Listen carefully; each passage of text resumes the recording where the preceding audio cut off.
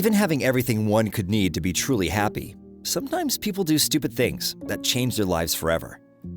And some things simply cannot be fixed, no matter how hard one tries. Today's story is about how one ridiculous mistake turned one person's life upside down and nearly killed another person. Alan stood on the sidewalk and didn't take his eyes off of the store across the street. He looked so pale that if anyone were to see him, they would definitely think that he was a ghost. Suddenly, someone pulled his hand. "Alan, are you deaf? How many times do I need to call you? Why did you freeze? Let's get going." The disgruntled voice of his wife sobered the man up a little. "Yes, of course, let's go," he answered absent-mindedly and headed for the car, continuing to look around uncertainly.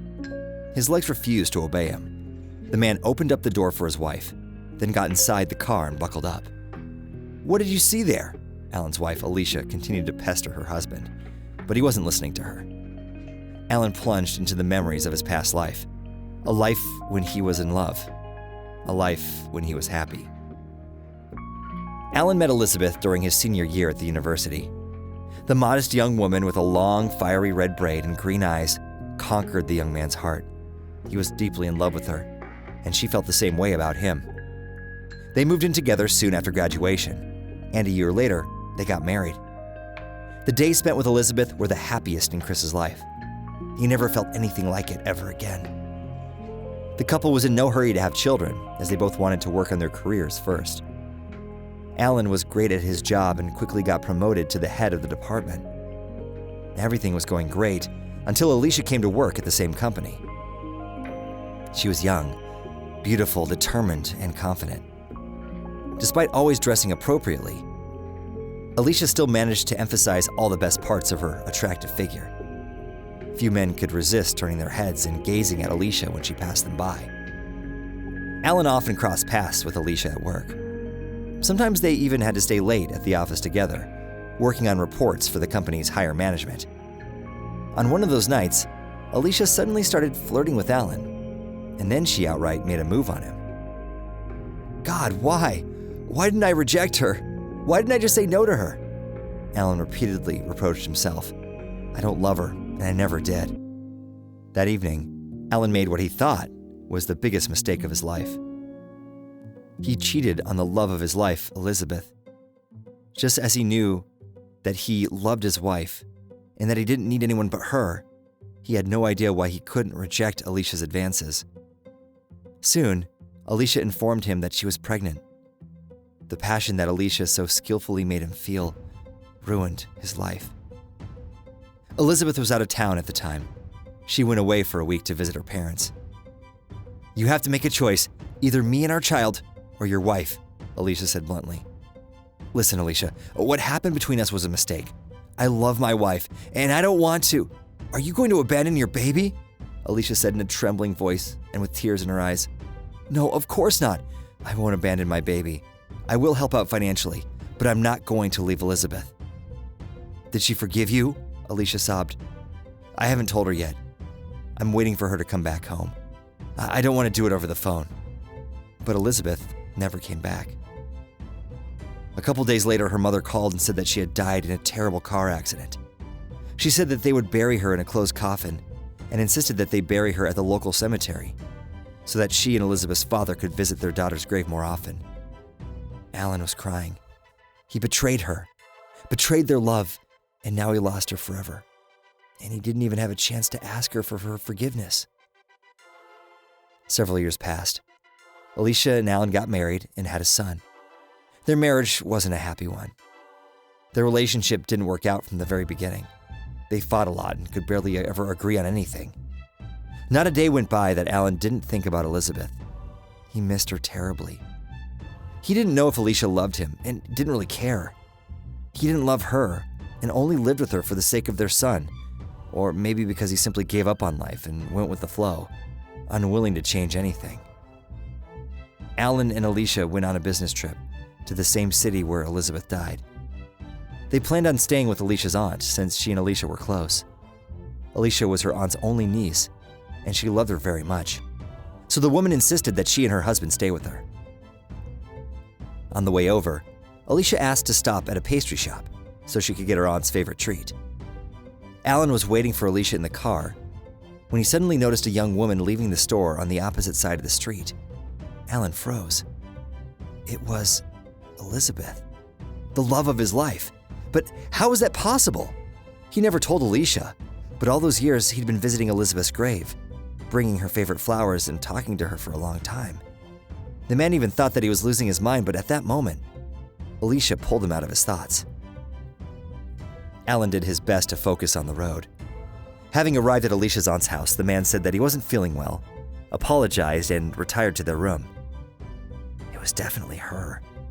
I couldn't have made a mistake, but she's supposed to be dead. Or isn't she? Alan's head was spinning. He tried to remember everything that happened during those terrible days. The coffin was closed, so he didn't see Elizabeth's body. Even the funeral seemed strange to him now. Elizabeth's parents didn't cry at all. Back then he thought they were simply in shock, but now he looked at everything from a new angle. "Sorry, I need to leave. This is urgent," Alan said to Alicia and her aunt. Ignoring their questions, he ran out of the house, got into his car, and drove off. He stopped by a store and bought a shovel, gloves, and a flashlight. When he got to Elizabeth's grave, it was already dark. Alan stopped for a minute and thought about what he was planning on doing one more time. Then he sighed and started digging. There were moments when he felt like he was making a huge mistake. He tried to imagine what he would say if someone caught him, but he continued digging, only ever stopping for brief moments to catch his breath. By the middle of the night, the shovel finally hit the lid of the coffin. Alan was exhausted. Trying to open the lid, the man did his best to prepare for what he would see inside. When the lid finally opened, Alan started crying. He sat by the open coffin as the sun rose up in the sky. The man was holding albums full of photographs of him and Elizabeth.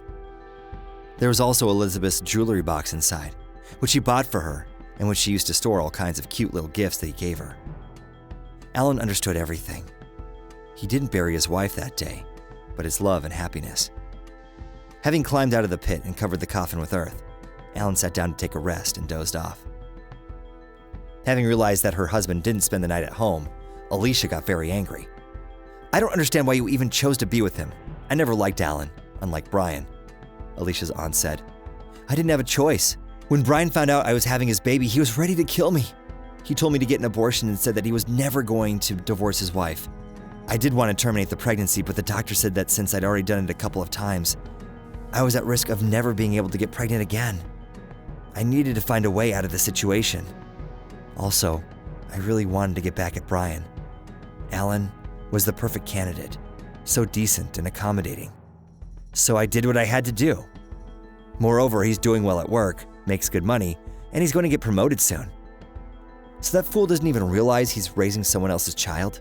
Alicia's aunt grinned. "Of course not. He's so naive and trusting." The woman didn't realize Alan was standing behind them with a bouquet of flowers, which he'd bought to apologize for his strange behavior. Alicia's face got twisted.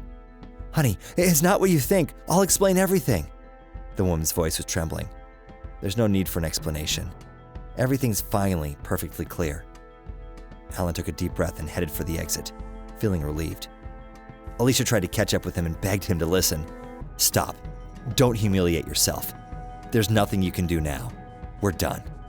Alan went to see Elizabeth's parents. "I saw her. I also dug up her grave and found this in the coffin." Alan handed the woman the photo album. "God, why did you do it?" Elizabeth's mother threw her hands up. "Because I love her. Always have and always will." "You love her? Then why did you cheat on her?" "How do you know about that?" Alan asked. "Your mistress called her. She said that she was having your child. She didn't leave the room for days. She didn't eat or drink. I went to check on her one day and found her unconscious on the floor with an empty pill bottle. I almost lost my daughter." Tears welled up in the woman's eyes. Alan looked down. He understood how deeply he'd hurt Elizabeth, how much pain he had caused her. "She adored you. She couldn't breathe without you. And you?" the woman continued. "I made a mistake that I've been regretting every single day of my life and will regret until my last breath. But I never stopped loving her. Where can I find Elizabeth?" When Elizabeth saw Alan on the doorstep, she turned pale. She still loved him, too. They both stood there silently, unable to utter a single word. Finally, The woman gathered up her strength and asked, "Why did you come here?" "I've always loved you, Elizabeth. I still do, and I'll never stop. I made a terrible mistake, and I will beg for your forgiveness for the rest of my life." "Do you think of your child as a mistake?" "He's not my child. Alicia lied to me. Please go away." Elizabeth closed the door, but Alan didn't leave and simply continued to stand at her door. 3 years flew by. Alan was sitting on a park bench, rocking a stroller, in which his daughter was fast asleep. "There you are," he heard a woman's voice. Elizabeth approached them. He stood up to greet her and hugged her tightly. "I love you so much." People often make mistakes that can ruin their lives, and not only theirs. But not everyone is strong enough to own up to them, and even fewer people are willing to forgive them.